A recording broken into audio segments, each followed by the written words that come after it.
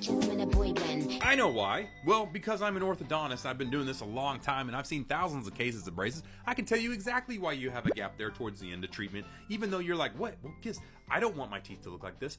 Don't worry about it. Because as an orthodont professional, there is different steps to what we're doing. The first step of braces is to level and align. You see, at this point, we're going to be using different wires to move things up and down and in and out. These are circular little tiny wires that go into a rectangular slot. So think about it like this. It just kind of bounces around and moves, but it doesn't really do much.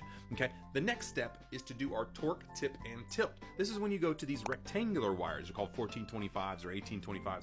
They go in, and now you have a square wire in a square bracket that will actually tip, torque, and tilt that tooth.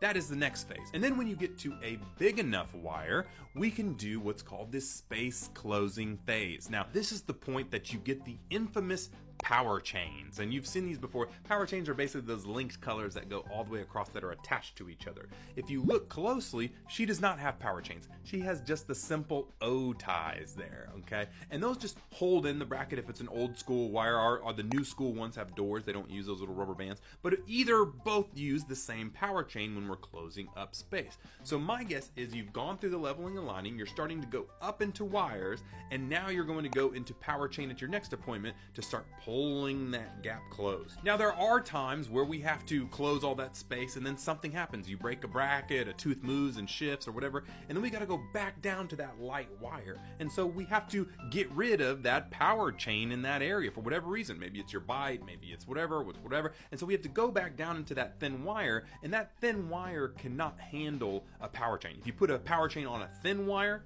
that thing will make your teeth go like that. You need something strong enough to hold that in there, but your teeth have to be straight enough to handle the stiff wire. And so more than likely, you're just getting back up to that stiff wire again, then they can put the power chain on there, then they can close it up. Now that being said, please make sure you let your orthodontist know before they take anything off if you have any spaces anywhere, because once those braces and brackets are off, you cannot close that space anymore, and it's really difficult to fix from there other than just putting all the braces back on. But for a gap that big right in the front, trust me, we see it, we know what's going on, and we will be handling it at some point in the future before you get those braces off.